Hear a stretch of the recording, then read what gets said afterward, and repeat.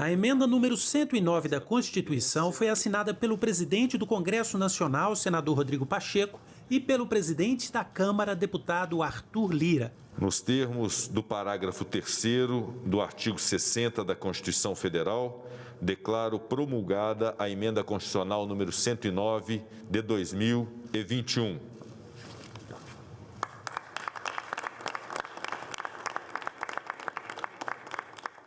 O líder do governo no Senado, Fernando Bezerra, destacou que a emenda vai garantir o equilíbrio das contas públicas, mesmo com o pagamento do auxílio emergencial. Serão acionadas medidas de controle de gasto quando a despesa obrigatória ultrapassar 95% da despesa primária total sob o teto de gastos.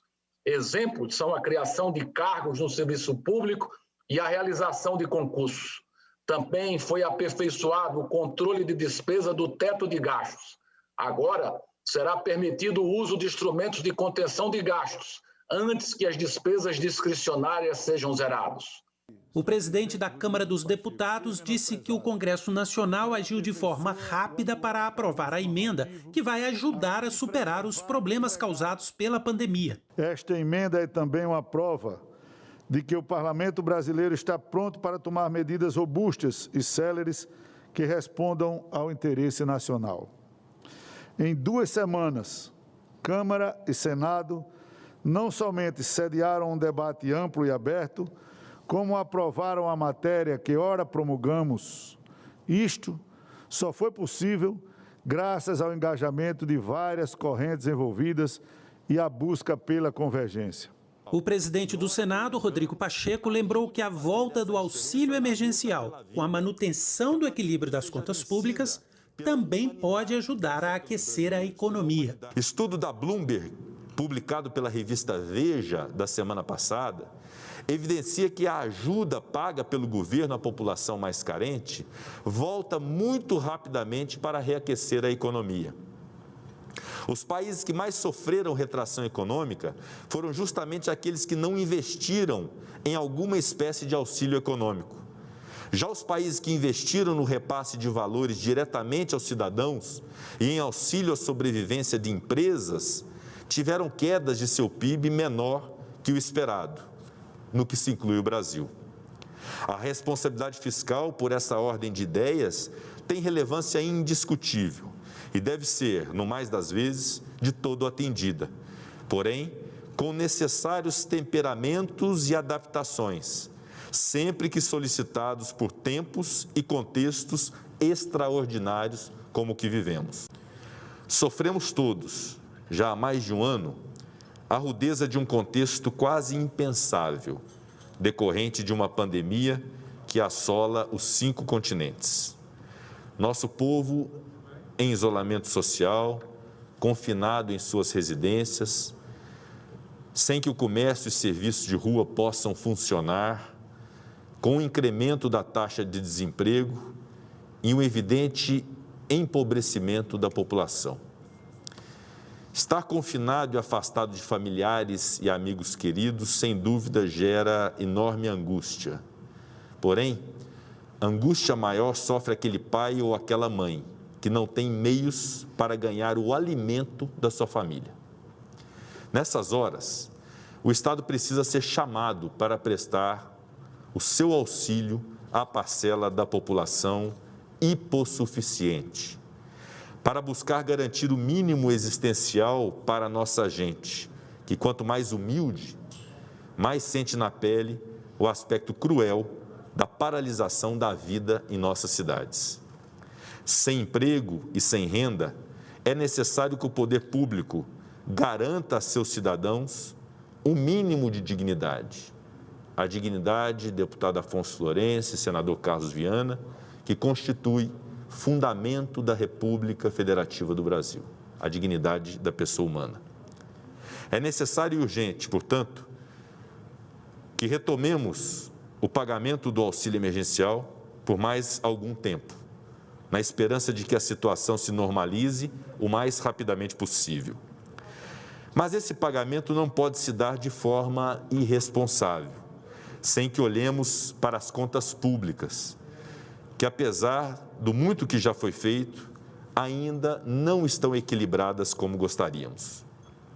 Tendo em vista essa realidade, a emenda constitucional número 109, fruto da PEC 186 de 2019, oriunda do Senado Federal, que acabamos de promulgar, oferece ao Poder Executivo uma cláusula de calamidade, garantidora da manutenção do pagamento do auxílio emergencial em pecúnia ao cidadão, sem as amarras orçamentárias vigentes em tempos de normalidade. Garantimos, no entanto, justa contrapartida nas regras fiscais compensatórias à implementação do auxílio, entre os quais gatilhos de restrições de despesas e a reavaliação de benefícios tributários. A emenda constitucional, assim, propõe-se a viabilizar a retomada e a manutenção responsável do auxílio de emergência no Brasil, em tempos inimagináveis de perdas de vidas humanas decorrentes da pandemia do Covid-19. Bem sabemos que o caminho para o equilíbrio das contas públicas se impôs na agenda política brasileira há alguns anos. Essa nova consciência política resume-se à ideia benigna de que o Estado deve respeitar limites de endividamento e de despesa, de modo a jamais colocar em xeque a sua solvência, o seu equilíbrio econômico-financeiro e sua sustentabilidade. Não que isso seja mais importante que o social, mas isso é igualmente importante para dar sustentabilidade ao desenvolvimento social brasileiro. Bom dia a todos, eu cumprimento aos profissionais da imprensa. Essa sessão solene do Congresso Nacional teve o objetivo de promulgar a emenda constitucional 109, fruto da proposta de emenda à Constituição 186 de 2019, após um debate feito no Senado e na Câmara, com uma deliberação soberana das duas casas, com textos que, diante das supressões feitas pela Câmara, tornou-se um texto uníssono do Senado e Câmara, permitindo, então, a promulgação. Tem o objetivo de estabelecer aquilo com que tanto a presidência do Senado quanto a presidência da Câmara se comprometeram, que é o estabelecimento de um protocolo fiscal que estabelece e conceitua a responsabilidade fiscal, tão necessária para esse momento de necessidade de flexibilidade no Brasil, para se alcançar pessoas necessitadas através de um auxílio emergencial. Então, o ponto alto dessa proposta de emenda à Constituição é, sem dúvida, a possibilidade agora, desde já, do governo federal editar uma medida provisória que institua de maneira definitiva o auxílio emergencial no Brasil nos próximos meses em que há necessidade do enfrentamento da pandemia. Então, é uma emenda constitucional necessária que mescla a sensibilidade social de permitir que nesse ambiente de calamidade, de profunda tristeza nacional, possa o Estado estar presente na vida das pessoas com a instituição de um auxílio emergencial. Mas, ao mesmo tempo, aquilo que disse no meu pronunciamento agora há pouco na sessão solene, com responsabilidade fiscal, diante de um protocolo fiscal que é instituído por essa proposta de emenda à Constituição hoje promulgada. Presidente Arthur. Como é que o senhor vê a possibilidade de presidente falar só em abril e não em março, como era previsto, já que vocês já conseguiram avançar com a aprovação do de aprovação? Eu queria saudar a todos. Tivemos hoje, acabamos de fazer aqui no plenário do Senado Federal a promulgação da proposta de emenda constitucional número 109, como bem falou o presidente do Congresso Nacional. É uma ferramenta, como todos sabem, de equilíbrio fiscal, de previsibilidade das contas públicas. É mais uma etapa do que as duas casas se propuseram a discutir amplamente no plenário da Câmara dos Deputados e no plenário do Senado Federal.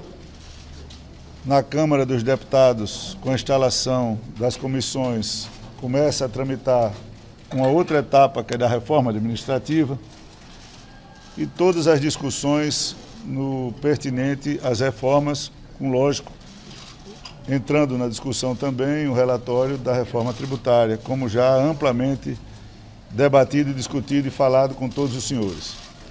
No dia de hoje, a perspectiva do aguardo da edição da medida provisória, bem lembrada pelo presidente do Senado, o senador Rodrigo Pacheco, para que o mais rápido possível a questão econômica dessa pandemia comece a ser diminuída para aqueles que mais precisam.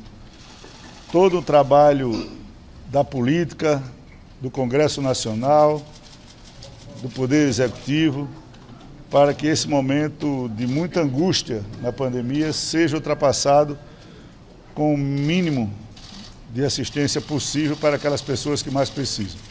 Além do mais, todo o pacote do bojo da matéria, como foi aprovada pelas duas casas, e compreendendo a democracia, as divergências ideológicas e de posicionamentos, as alterações que foram feitas no plenário da Câmara, e quero ressaltar o trabalho de todos os líderes, foram 3 dias de muito trabalho, de 9, 10 da manhã até 1, 2 da madrugada, de muita discussão, com o trabalho da relatoria do Senado e da Câmara, também com muita firmeza, nós entregamos à população brasileira o resultado de discussão da proposta 186, convertida na 109 no dia de hoje.